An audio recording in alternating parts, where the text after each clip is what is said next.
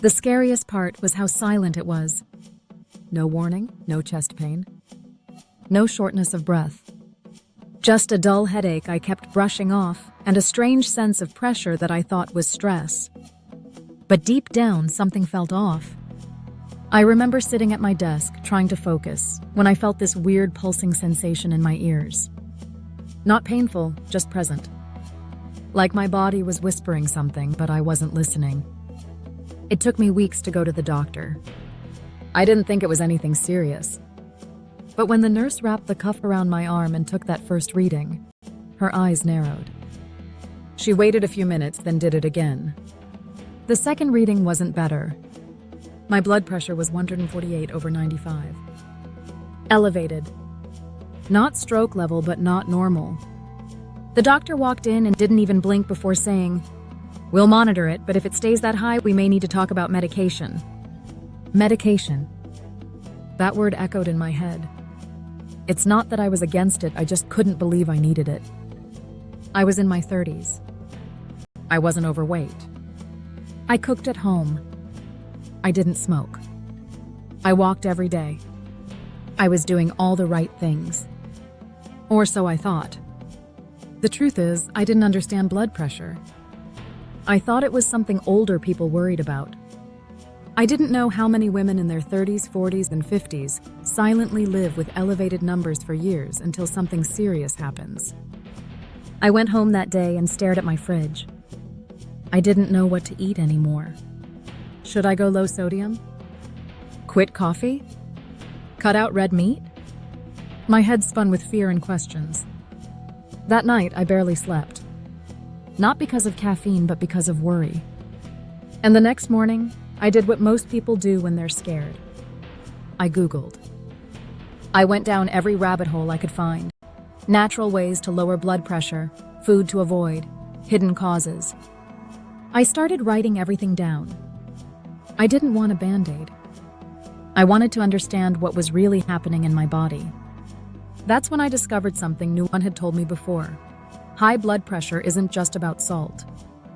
It's not just about age or weight. It's about inflammation. It's about how your blood vessels behave under stress.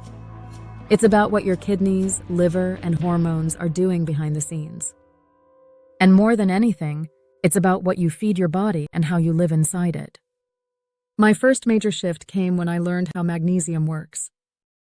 Most of us are magnesium deficient, and I was no exception.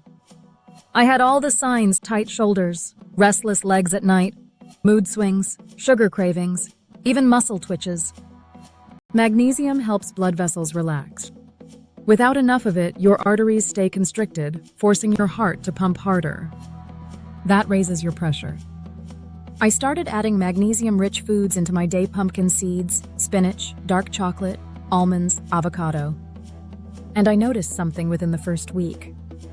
I felt calmer. My heartbeat felt steadier. I still had stress, but my body didn't react to it as intensely. I also started soaking in Epsom salt baths, just 15 minutes before bed. It became a ritual, and I began sleeping better. Sleep, I learned, is critical for blood pressure, especially when it's interrupted by cortisol spikes in the middle of the night. The next thing I focused on was potassium. This was huge.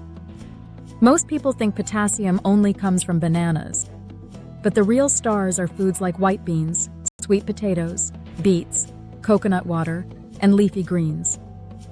Potassium helps balance out sodium in your cells. It helps you release excess fluid, reducing the pressure in your vessels. I started making smoothies with beetroot and celery, both natural vasodilators that help widen your arteries. The taste wasn't amazing at first, but the results were undeniable. My swelling went down. My digestion improved. And that feeling of internal tightness began to ease. But food wasn't the only shift I made. I had to look at how I was living. Stress was a major trigger. Not the kind you scream about, the kind you swallow silently. I was holding everything in: pressures at work, worries at home, even guilt over not being able to relax. I carried it in my shoulders, my jaw, my chest. And my blood pressure carried it too. I began walking right after meals. Not for weight loss, just to tell my nervous system, you're safe.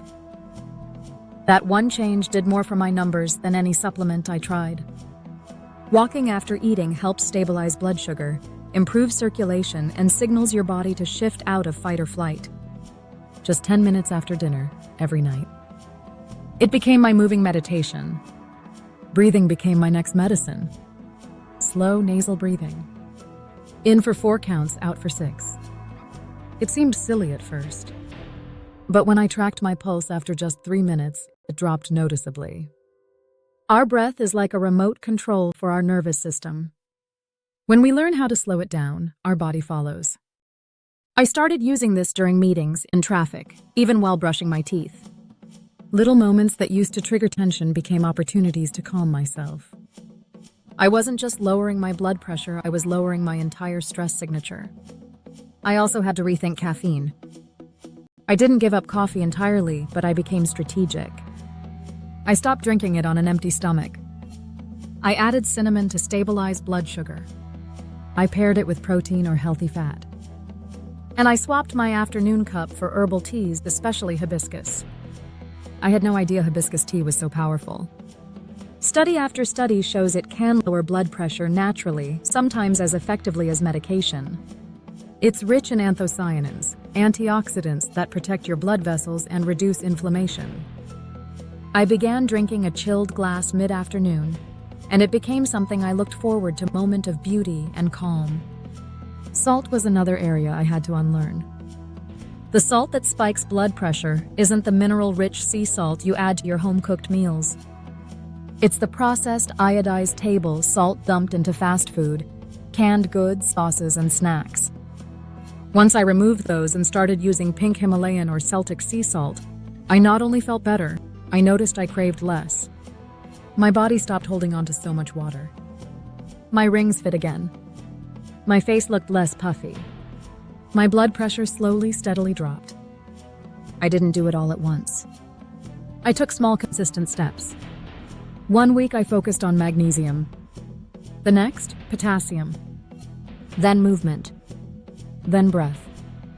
Then tea. Then stress. Slowly my body responded. It didn't happen overnight. But within 90 days my numbers dropped. From 148.95 to 122.82. No medication. Just deep listening and consistent care. And you know what else happened? My headaches vanished. My focus sharpened. I smiled more. I laughed easier. I stopped being scared of my body. I started trusting it again. The most powerful shift wasn't physical, it was emotional. I stopped seeing my symptoms as enemies. I started seeing them as messengers. The pressure in my body was pressure I hadn't dealt with in my life. Once I began releasing that through breath, through food, through joy, everything changed. If you're watching this and your blood pressure is high or borderline, just know there's so much you can do. You are not broken. You are not failing. Your body is adapting. And it's asking for support. Don't wait for a diagnosis to wake up. Don't wait for a prescription to start listening. Don't wait for a crisis to make the changes your body is already begging for. You can begin now. With one deep breath. With one glass of hibiscus tea. With one walk after dinner. With one choice to care for your heart, not from fear but from love. Because your blood pressure isn't just a number. It's a reflection of how you live, how you feel, how you respond to life.